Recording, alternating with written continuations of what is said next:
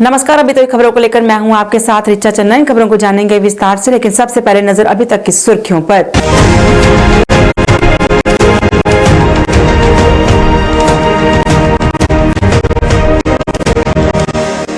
नमस्ते, आदाब, Sat Sri Akal. District development council elections, panchayat by elections 2020 Jammu Kashmir में शुरू हो चुके हैं और हमारा फर्ज बनता है कि अपने कीमती वोट का इस्तेमाल करके सही उम्मीदवार को चुने, जिससे गांव की तरक्की हो और खुशहाली हो। मैं साना दुआ, फेमिना मिस इंडिया 2017 आप सबसे अपील करती हूँ कि इस इलेक्शंस 2020 में बढ़ चढ़कर हिस्सा लें और जमहूरियत को मजबूत बनाएं। चलिए इस बार अहद कर लें कि अपना वोट जाति, धर्म और पैसे पर नहीं, बल्कि सही उम्मीदवार को दें, बिना लालच और डर के। Issued in public interest by State Election Commissioner, Jammu and Kashmir.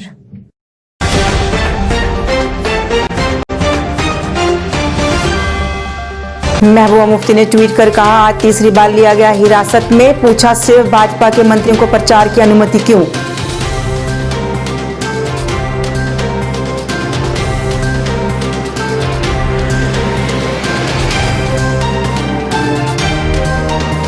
Baramulla grenade हमले में एसएसपी बारामूला का खुलासा, सुरक्षा बलों को नहीं लोगों को निशाना बनाकर फेंका गया ग्रेनेड।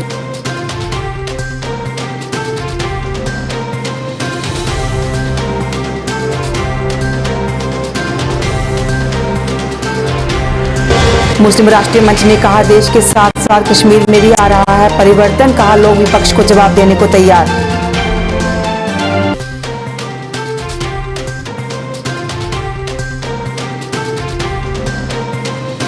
और सीआईएसएफ और बीएसएफ की सिलेक्शन लिस्ट जारी होने के बाद उम्मीदवारों का सुंदरबनी में प्रदर्शन, लिस्ट में धांधली का लगाया आरोप।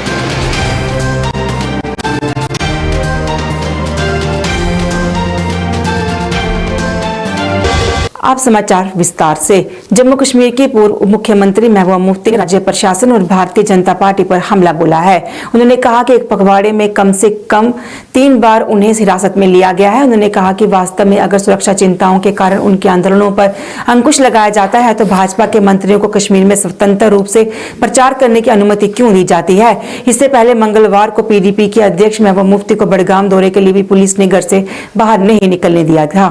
दरवाजा खोल दीजिए, बाहर जाना है मैंने, बाहर जाना है मैंने, दरवाजा खोल दीजिए, लॉक्स खोल दीजिए। अब मुझे कैसे गैर कानूनी तरीके से, मुझे दिखाइए आपके पास कौन से कागज है, शो मी द पेपर्स। आपने किस कानून के तहत मुझे बंद करके रखा है, मुझे दिखाइए वो। कश्मीर में सामान्य होते हालात आतंकवादी संगठनों को रास नहीं आ रहे हैं। अनुच्छेद 370 हटने के बाद घाटी में जो बदलाव आया है उससे आम नागरिकों में एक बार फिर शांतिपूर्वक जीवन जीने की उम्मीद जगी है। यही वजह है कि आम नागरिक भी अब आतंकवाद का विरोध और सुरक्षा बलों की कार्रवाई को सही ठहरा रहे हैं। जिला विकास परिषद के चुनाव में कश्मीर की आम जनता की भागीदारी भी ये स्पष्ट करती है, परंतु आतंकी संगठनों ने यह बदलाव रास नहीं आ रहा है। इस बात का खुलासा एसएसपी बारामूला अब्दुल कयूम ने मीडिया के समक्ष किया। उन्होंने बताया कि जिला बारामूला के पट्टन के सिंहपुरा बाजार में ग्रेनेड हमले की सूचना मिलते ही वह मौके पर पहुंच गए थे। जांच टीम ये जानकारी हासिल करने का प्रयास कर रही थी कि आतंकियों ने यह हमला कहां से और किस पर किया। उन्होंने बताया कि एसएसबी की एक गाड़ी गश्त लगाकर वहां पहुंची थी, जो वहां से वापस मुड़ रही थी। उसी दौरान आतंकियों ने यह ग्रेनेड हमला किया, परंतु जिस जगह ग्रेनेड फटा है वह एसएसबी जवानों की गाड़ी से कई मीटर दूर है। एसएसपी ने कहा कि ऐसा बड़ी बार होता है कि आतंकी किसी आघात वाहन पर सवार या भीड़ में छिपकर सुरक्षा बलों को निशाना बनाते हुए ग्रेनेड फेंकते हैं, परंतु अक्सर ग्रेनेड सुरक्षा बलों से कुछ दूरी पर गिरकर फट जाता है, परंतु इसमें ऐसा नहीं है। ये ग्रेनेड गाड़ी से दूरी पर फटा है। इससे ये पक्का हो जाता है कि ये हमला सुरक्षा बलों पर नहीं बल्कि उनकी मौजूदगी में आम जनता को निशाना बनाने के लिए किया गया था। इससे ये जाहिर होता है कि हमला लोगों में दहशत पैदा करने के लिए किया गया। इसका कोई जाहिरी टारगेट नहीं लग रहा है यहाँ पर, क्योंकि उस वक्त कॉन्वॉय जा चुकी थी, पहली कॉन्वॉय, दूसरी कॉन्वॉय अभी आपके सामने जो क्रॉस हुई यहाँ से। उस वक्त इनका टारगेट क्या था मारने वाले का? सामने से एक एसएसबी की गाड़ी जो टर्निंग कर रही थी but that was across the road. जहाँ ये ग्रेनेड फटा है वहाँ छोटी सी गली है जहाँ गली ग्रेनेड कर रहे थे, और जो शॉपकीपर इसमें इंजर्ड हो गया है, उसका लिवर भी उधरी मिला, हमें ग्रेडर भी उधरी मिला। तो ये इंटेंडेड टारगेट लगता है कि कुछ पैनिक करने के लिए, जो कोई इसमें सिक्योरिटी फोर्सेज या आर्मी का कोई टारगेट नहीं लग रहा है, क्योंकि वो उनकी प्रेजेंस यहाँ पे उस वक्त नहीं थी। सिर्फ वी आर इन्वेस्टिगेटिंग कि इनका टारगेट क्या था, क्या किन सर्कमस्टेंसेस में इन्हें चलाने यहाँ पे, तो वी आर पढ़ने चाहिए। सर अगर बात करेंगे डीडीसी इलेक्शन आज यहाँ पे है नहीं, वो तो पता है, अभी लास्ट फेज में यहाँ पर है, डिफरेंट इलाकों में चल रहा है और कुछ फेज हुए भी आज फिर फेज है, मतलब जो आपको पता है कि मुस्लिम राष्ट्रीय मंच ने कहा है कि 370 टूटने के बाद देश के साथ साथ कश्मीर में भी परिवर्तन आ रहा है और लोग प्रधानमंत्री और सरकार के काम को पसंद कर रहे हैं और विकास चाहते हैं। एक प्रेस कॉन्फ्रेंस में मंच के नेताओं ने कहा कि डीडीसी चुनाव में जिस तरह से कश्मीर में माहौल है और लोग वोट के लिए बाहर आ रहे हैं, उससे साफ है कि अब लोग सिर्फ तरक्की चाहते हैं। उन्होंने विपक्षी पार्टियों पर भी निशाना साधा और कहा कि अब लोग विपक्ष को जवाब देने को तैयार हैं। डीडीसी चुनाव के अंदर जिस तरीके से राष्ट्रवादी संगठनों ने भूमिका निभाई और मुस्लिम राष्ट्रीय मंच और भारतीय जनता पार्टी ने मिलकर जो माहौल बनाया था पिछले एक साल के अंदर, जब धारा 370 हटी थी उसके बाद से ही सभी लोग सक्रिय थे और कश्मीरी अवाम को जिस झगड़ाओं से निकालने के बाद मेन स्ट्रीम में लाने का काम हुआ है, उसी का आज फल देखने को मिल रहा है कि पूरी कश्मीर में जो चुनाव हो रहे हैं डीडीसी के चुनाव, उसके अंदर इतना उत्साह है कि जैसा महसूस हो रहा होगा दूसरा विधानसभा के चुनाव हो। इसी वजह से हमारी टीम ने पूरे प्रदेश का दौरा करने के बाद तमाम सीटों पर जो है ब्लॉक लेवल तक जाने के बाद गांव देहातों के अंदर जो माहौल देखा है, आज उससे ये महसूस होता है कि जो देश के अंदर परिवर्तन आ रहा है वो कश्मीर में ही परिवर्तन आएगा। नरेंद्र भाई मोदी की कोशिशें और भारतीय जनता पार्टी सरकार का जो काम है उसको लोगों ने पसंद किया है और उसका परिणाम देने के लिए, उसका जो है उस फैसले को कबूल करने के लिए यहाँ की आवाम तैयार है। इसी वजह से जो 70 सालों से कश्मीर को फारूक अब्दुल्ला, मुफ्ती सईद और कांग्रेस जैसी पार्टियों ने बहका रखा था और देश के ही लोगों को देश से काट रखा था, आज कश्मीर की आवाम उनको जवाब देने के लिए तैयार है और वो चाहती है कि ऐसी सरकार हो कि जो उनके गांव में भी हो, उनके प्रदेश में भी हो और केंद्र में भी हो, ताकि उनके साथ जो ज्यादतियां हुई हैं, उनको जो अकेला छोड़ दिया गया था, उसको जो है अब ना हो और आगे वो पूरे देश के साथ चलकर आगे बढ़े और भारत माता की जो है सर को ऊंचा करने के लिए अपना योगदान अदा कर सके। सीआईएसएफ और बीएसएफ की भर्ती के बाद जारी की गई सिलेक्शन लिस्ट में सिलेक्ट न होने वाले उम्मीदवारों ने धांधली के आरोप लगाते हुए सुंदरबनी में जोरदार प्रदर्शन किया। इस अवसर पर बोलते हुए उम्मीदवारों ने कहा कि जब उन्हें रिटर्न टेस्ट दिया था तो पेपर लीक हो गया था, जिसके बाद पेपर को कैंसिल किया गया था और एक बार फिर से पेपर लिया गया था, लेकिन वह भी पेपर भी लीक हो गया, जिसके बाद बीएसएफ और सीआईएसएफ के अधिकारियों ने उन्हें आश्वासन दिया था कि इस संबंध में एक मामला दर्ज कर लिया गया है और दोषियों पर कार्रवाई की जाएगी, लेकिन पेपर वापस नहीं लिया गया। उम्मीदवारों ने मांग करते हुए कहा कि जल्दी से जल्दी इस पेपर एक बार फिर लिया जाए और लिस्ट को फिर से निकाला जाए। नहीं चलेगी, नहीं चलेगी, गुंडागर्दी नहीं चलेगी, नहीं चलेगी, नहीं चलेगी, गुंडागर्दी नहीं चलेगी, नहीं चलेगी, नहीं चलेगी, गुंडागर्दी नहीं चलेगी। होश में आओ, होश में आओ, होश में आओ, होश में आओ। जो बीएसएफ सीआईएसएफ का पेपर हुआ था सर, उसको मेरिट 80+ गया सर, तो हमारी मांग है कि पेपर लीक भी हुआ था, फोटोज बाहर आए हमारे, तो हमारी मांग है कि पेपर वापस रिकलेक्ट किया जाए। अगर नहीं किया जाता तो हमारे साथ पूरी ड्यूटी का जूथ खड़ा है, तो हम प्रोटेस्ट करेंगे, जम्मू हो चाहे जहां मर्जी हमें जाना पड़े, हम अपने हक के लिए लड़ेंगे। कुछ उम्मीदवारों ने यह भी कहा कि इस भर्ती में वैकेंसी को भी बढ़ाया जाए ताकि युवाओं को रोजगार मिल सके, क्योंकि जब ये एडवर्टाइजमेंट निकाली गई थी तो उसमें साफ किया गया था कि वैकेंसी को घटाया या बढ़ाया भी जा सकता है। सीआईएसएफ का रिटर्न एग्जाम के रिजल्ट निकल आ गया था, उसकी वैकेंसी पे हम प्रोटेस्ट कर रहे हैं कि जल्दी से जल्दी हमारी मांग पूरी की जाए और वैकेंसी को ज्यादा से ज्यादा बढ़ाया जाए। मिनिमम 5000 हमें वैकेंसी दी जाए, जिससे कि जो बच्चे मतलब 50+ फॉल कर रहे हैं, जैसे 60-70 मार्क्स लेकर आए, वो उसमें फॉल करें और हमें नौकरियां दी जाए। मिनिमम समय में हमारी ये मांगे पूरी की जाए। आज अगर हमारी मांगे पूरी नहीं की गई तो कल को हम सारे मिलकर प्रोटेस्ट करेंगे। हमारे भाई जो कठुआ, सांबा, श्रीनगर में जो प्रोटेस्ट कर रहे हैं, कल को हम सारे मिलकर यहाँ पे प्रोटेस्ट करेंगे। जगती टेनमेंट कमेटी सोन कश्मीर फ्रंट जम्मू कश्मीर द्वारा आज एक पत्रकार वार्ता का आयोजन किया गया। इस अवसर पर बोलते हुए फ्रंट के अध्यक्ष शादीलाल पंडित ने कहा कि पिछले काफी समय से वो अपनी मांगों को लेकर जगती में धरना प्रदर्शन कर रहे हैं, पर अभी तक किसी ने उनकी कोई सुध नहीं ली। उन्होंने इस दौरान अपनी मांगों को भी उजागर किया। उनकी मांगों में रिलीफ बढ़ाना, 13,000 से कम पेंशनर को मुफ्त राशन देना, युवाओं को रोजगार देना, घाटी वापसी व अन्य मांगे भी शामिल है। उन्होंने जल्द से जल्द उनकी मांगे पूरी करने की अपील की। सरकार से कहते हैं कि हम पिछले 2 महीने और 9 दिनों से जगती में धरने पर है। हमारी मांग है, जो हमारा मंथली रिलीफ है, कैश असिस्टेंस है, वो बिल्कुल कम है। इस महंगाई के दौर में इसको 13,000 से 25,000 किया जाए और जो हमारे बेरोजगार नौजवान है उनको नौकरी दी जाए। जिन घरों में आज तक आपने एक भी नौकरी नहीं दी है, उन घरों में कम से कम एक नौकरी दी जाए। और हमारा पेंशनर जो 13,000 से कम पेंशन लेता है, उनके लिए हम फ्री राशन की मांग कर रहे हैं। और एजेड यूथ के लिए जो उस वक्त पढ़े लिखे थे, बड़ी बड़ी क्वालिफिकेशन उनने हासिल की थी, डिग्रियां हासिल की थी, एमएससी किया था, बीएड किया था, बाकी डिग्रियां हासिल की थी, वो एग्जाइल की वजह से यहाँ बर्बाद हुए हैं। उनके लिए हम free loans without interest loans मांग रहे हैं और कंपनसेशन मांग रहे हैं। हमारी प्रॉपर्टी का नुकसान 31 साल से बहुत ज्यादा हो रहा है, उसकी मांग कर रहे हैं कि वो प्रॉपर्टी लॉस दिया जाए। हम कश्मीरी पंडित कश्मीर में रहना चाहते हैं, सरकार से कहना चाहते हैं हमें कश्मीर में बसाया जाए। उसके लिए सरकारें आंखें बंद करके हुई है, जबकि 31 साल से हम एग्जाइल में है, मुसीबत की जिंदगी बसर करते हैं। कश्मीर हमारा भी है, हमारी मातृभूमि है, हमें कश्मीर में बसाया जाए। प्रेस और मीडिया के माध्यम से हम सरकार तक पहुंचाना चाहते हैं, अपनी आवाज को बुलंद करना चाहते हैं। अरे सरकारों, आंखें खोलो, हमारी मांगों को पूरा करो, हमें ज्यादा एग्जाइल मत रखो, हम बर्बाद हो रहे हैं, हमें कश्मीर में बसाया जाए। यही हमारे मुतालबात है, मसाइल है, इनको जल्द से जल्द हल किया जाना चाहिए। पंचायत परवा के चुनाव लड़ने वाले प्रत्याशी दयाराम ने आरोप लगाया कि पंचायत परवा में बड़े पैमाने पर पंचायत उपचुनाव के नतीजों में धांधली हुई है, जहां प्रतिद्वंदी चुनाव लड़ने वाले उम्मीदवार दीपक जलोत्रा को 507 मतों के अंतर से चुना गया है।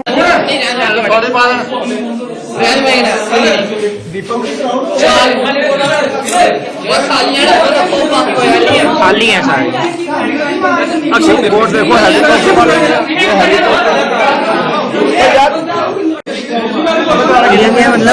मतलब क्या सीन है, कुछ ये बताओ जरा, कोई वीडियो बनाए। यार इन लोगों ने क्या किया, सामने एक वोट मिला हमें, लेकिन पीछे लिख दिया हुआ सिर्फ 50 वोट 100 वोट दीपक को। लेकिन जो वोट देख रहे हैं स्टैंप पे सारी हमें लगी हुई है, स्टैंप पे हमें लगी हुई है और पीछे नाम लिखा हुआ है किसका? दीपक सारे वोट दीपक को दिखाना पीछे कहाँ लिखा दीपक? इनमें जो सारे इकट्ठे करके निकाल रहे हैं फिर से। ये देख सारे फॉलो वोट, किसी में भी स्टैंप नहीं लगी हुई, किसी में स्टैंप नहीं लगी, लेकिन सारे वोट दीपक को मिले हुए हैं। ये देखो, उन्होंने एक पत्रकार वार्ता में इस मामले के बारे में पूरी जानकारी दी और नतीजों में धांधली का आरोप लगाया। उन्होंने इस मामले को संज्ञान लेकर इस पर कार्रवाई कर इंसाफ देने की मांग की। दयाराम शर्मा, कैंडिडेट फॉर सरपंच परवा पंचायत से,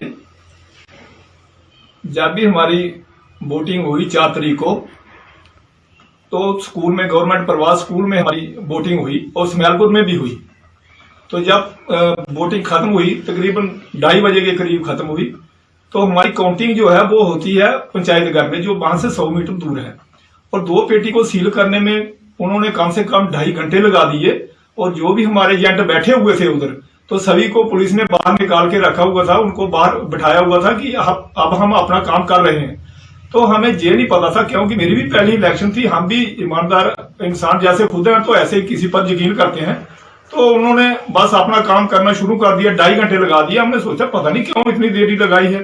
तो जब वो उधर लेकर आए पंचायत घर में, तो उसके बाद काउंटिंग शुरू हो गई। काउंटिंग शुरू होने से पहले उन्होंने उधर बीच रस्सी डाली और वो एक साइड पे टेबल उन्होंने लगा के खड़े हो गए, हमें एक साइड पे बिठा दिया दूर में।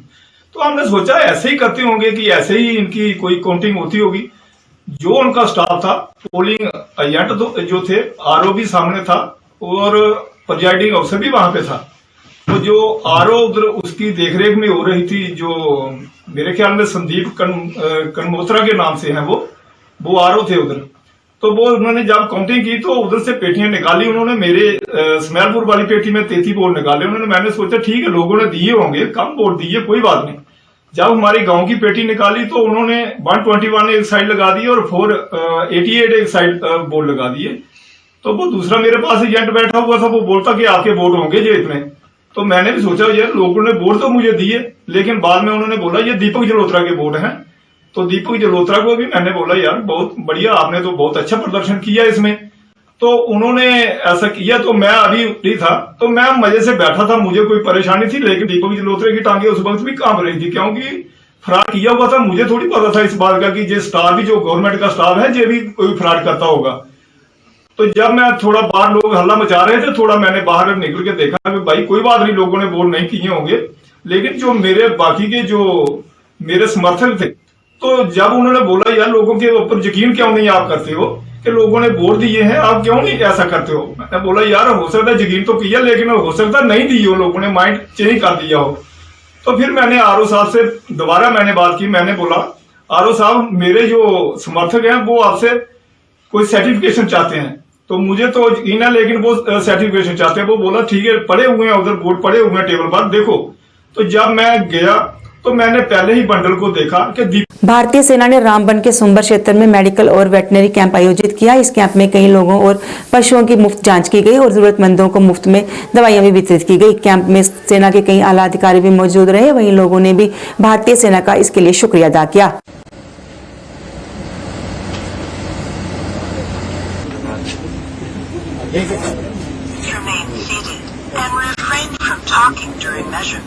पिछले कई दिनों से इलेक्शन लिस्ट को जारी करने की मांग को लेकर प्रदर्शन कर रहे कश्मीरी युवाओं द्वारा आज भी अपना प्रदर्शन जारी रखा गया। प्रदर्शनकारियों ने सरकार के खिलाफ नाराजगी जताई और नारेबाजी की। उनका कहना था कि वो पिछले काफी समय से प्रदर्शन कर रहे हैं, पर अभी तक उनकी मांग पर कोई गौर नहीं किया गया। उन्होंने जल्द से जल्द उनकी पेंडिंग सिलेक्शन लिस्ट जारी करने की मांग की।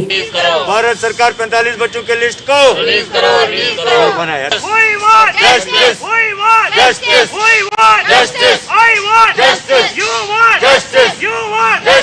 आज 68 दिन हो गए यहाँ पर प्रेस क्लब में बैठे हुए उस बच्चे को जो बेरोजगार है, जो 2010 से एक एम्प्लॉयमेंट पैकेज जो सरदार मनमोहन सिंह ने 2008 में अनाउंस की थी अखनूर ब्रिज पर, वो 2010 से लेकर 2012 तक ये पैकेज नहीं मिली हमें, जबकि सब कुछ जो है फॉर्म शाम सब कुछ भरे थे। उसके बाद जो 2012 में हम लोगों ने जो है कोर्ट का दरवाजा खटखटाया। 2012 के बाद 2017 में जो कोर्ट से अमेंडमेंट आया, इन पर मतलब जो रिट जो हमारी थी, जो हमने केस डाला था, वो हम जीत के जो है स्टेट गवर्नमेंट के पास स्टेट गवर्नमेंट को मिला है। स्पेशल इंस्ट्रक्शन मिली है कि भाई इनको जो एम्प्लॉयमेंट पैकेज दे दीजिए, क्योंकि ये वो पैकेज थी जो एक घर को एक आदमी को मिलनी थी, जो एक रिटर्न पॉलिसी भी थी साथ में। लेकिन 2017 से लेकर 2020 आज हो गया, अभी तक जो है सरकार इसमें जो है कोई ठोस कदम नहीं उठा रही है। सरकार से हम कह रहे हैं कि इसको आप जल्द से जल्द रिलीज कीजिए, नहीं तो आने वाले दिनों में जो है आपके लिए भी ये परेशानी खड़ा हो जाएगी। जम्मू न्यूज एडिटर गिल्ड ने अपनी समस्याओं को उजागर किया। प्रेस कॉन्फ्रेंस में चेयरमैन राज दलोजा ने कहा कि पहले उन्होंने नॉन बजटिंग विज्ञापन न छापने का फैसला किया था, जिसके बाद उन्होंने उपराज्यपाल के मीडिया सलाहकार से बात की और उन्हें एक ज्ञापन भी सौंपा और इस पर गौर करने की बात कही। इस प्रेस कॉन्फ्रेंस में उन्होंने इंश्योरेंस के अलावा कई उन परेशानियों और मुद्दों को भी मीडिया के समक्ष रखा। ये प्रेस कॉन्फ्रेंस है, हमारी जो प्रॉब्लम्स हैं मीडिया की, उनके बारे में उनका मैं सिग्नल किया हुआ था, आप मेरे से कभी शाम को मिले और मेरे से, और शाम को मैं कोशिश करूंगा मैं और सानी साहब या एक दो नुमाइंदे और हमारे जाकर उनको मिले, ताकि उनको नॉलेज नहीं आए कि हमारी क्या प्रॉब्लम है। सानी साहब ने भी एक बात का जिक्र किया, जो आप सबकी प्रॉब्लम है इंश्योरेंस के लिए। यहाँ पर मैं एक चीज ऐड करना चाहता हूँ, मेरा बिजनेस जो है वो शराब के साथ मतलब है। इसी तरह एक फंड बनाया था एक्साइज डिपार्टमेंट ने, कॉर्पोरेट फंड कहते हैं। हम जितना माल बेचेंगे उसका उनको एक अमाउंट का फंड देना पड़ता है, और गवर्नमेंट ने डिसाइड किया था जितना फंड हम देंगे उतना ही फंड गवर्नमेंट अपनी से निकालेगी और देगी। फर्स्ट कीजिए हमने मिलकर 1 लाख रुपया दिया, तो 1 लाख का गवर्नमेंट भी उससे डालेगी और 2 लाख रुपया पर ईयर खर्च करेगी। इसी तरह साथ बैठे हैं सानी साहब, अपनी टीम को डिस्कस करेंगे और रिक्वेस्ट करेंगे अपने कंसल साहब से और एडवाइजर साहब से और गवर्नर साहब से कि आप भी एक कॉर्पोरेट फंड बनाइए, जिसपे हमने जो आप ऐड देते हैं उस पर 1% आप रख लीजिए, और जितना अमाउंट हमारा बनेगा, हमारा योगदान होगा, वही आप भी डालिए। और आप सभी का, जैसे इन्होंने बताया कि आपका इंश्योरेंस होना चाहिए, ये फैसिलिटीज होनी चाहिए, तो किसी को ये नहीं होगा कि ये ज्यादा पैसा सानी साहब ने दिया है या कादवी साहब ने दिया है। जितनी इनको ऐड मिलेगी उसी की 1% जो है वो उनको चाहिए। मैं समझता हूँ ये बड़ा अच्छा सजेशन दिया है इन्होंने, इस पर हम डिस्कस करेंगे। और हो सकता है आज शाम को ही हम कंसल साहब को ये प्रपोजल दें, बाकी मानना या मानना उनकी बात है। जैसे उन्होंने कहा, मुझे श्योर किया एडवाइजर साहब ने कि ये आपकी प्रॉब्लम से जल्दी ही दूर हो जाएगी। अब ये 2 दिन में दूर होती है, 4 दिन में होती है, हम कह नहीं सकते। फिर भी एक सर्टन पीरियड के बाद अगर हमारी ये प्रॉब्लम दूर ना हुई तो हम दोबारा मिलेंगे। इन द मीन टाइम हमने जो एडिशन की थी उसके साथ नॉन बेटिंग ऐड जो है हम नहीं लगाएंगे। आज से हम नॉन बेटिंग ऐड भी लगाएंगे, क्योंकि हमें एडवाइजर साहब पर भरोसा है, गवर्नमेंट पर भरोसा है। दरमार ट्रस्ट के कर्मचारियों का उनकी मांगों को लेकर चल रहा प्रदर्शन आज भी जारी रहा। उन्होंने कहा कि अगर उनकी मांगे जल्द पूरा नहीं हुई तो वो इसको लेकर उग्र प्रदर्शन करेंगे।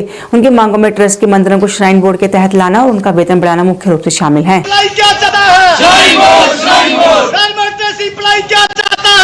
दरमार ट्रस्ट का जो कर्मचारी है वो रोड पे है, प्रोटेस्ट कर रहे हैं लगातार।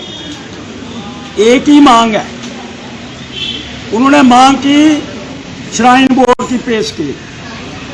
आज से अगर 30 साल रिकॉर्ड निकालो, जब यूनियन बनी थी 93 में, उस वक्त भी यही डिमांड थी कि हमें श्राइन बोर्ड की पे स्केल दी जाए।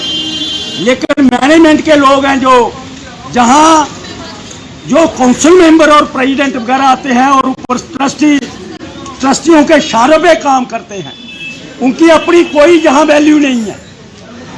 ये नजरअंदाज करते हैं कर्मचारियों को, कभी उनकी मांग मानी नहीं गई। आज दोबारा वही मांग हमने की है कि श्राइन बोर्ड को पे स्केल दी जाए, लेकिन उन्होंने बजाय इसके कि टेबल के ऊपर कोई बात करते, इन्होंने हमारे 5 जो पदाधिकारी हैं यूनियन के, प्रेसिडेंट और जनरल सेक्रेटरी, उनको सबको 5 को निकाल दिया। तो ये दूसरी मांग ये बन गई कि पहले उनको बहाल किया जाए।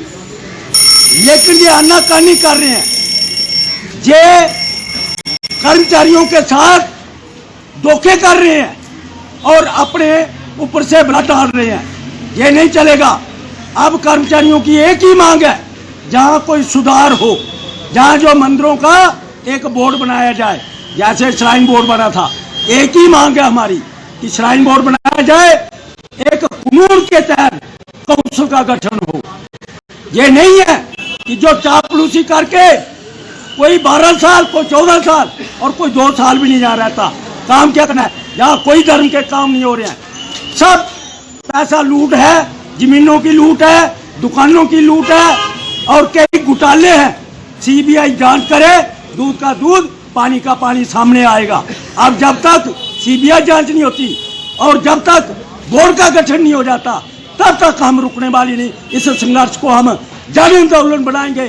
किश्तवाड़ के लोग सड़क और ड्रेनेज की समस्या से परेशान हैं और खासकर कुली चौक से डाक बंगले तक की सड़क के हाल से लोगों का कहना है कि यहाँ ड्रेनेज की सुविधाएं न होने से पानी सड़कों पर जमा हो जाता है, जिससे यहाँ से आने जाने में काफी परेशानियों का सामना करना पड़ता है, खास करके बारिश के दिनों में। उन्होंने कहा कि कई बार इसकी शिकायत प्रशासन को की गई, लेकिन उनकी समस्या हल नहीं हुई। उन्होंने प्रशासन से इस परेशानी को हल करने की अपील की। मेरा यहाँ से जाना हुआ तो यहाँ पे पानी जो है इकट्ठा हो गया है। पूरे किश्तवाड़ का अगर देखेंगे तो पूरे किश्तवाड़ में यही हालत है। जगह जगह पे लोगों को पैदल चलना मुश्किल हो गया, इतने गड्ढे हो गए, कुछ कहने की बात नहीं है।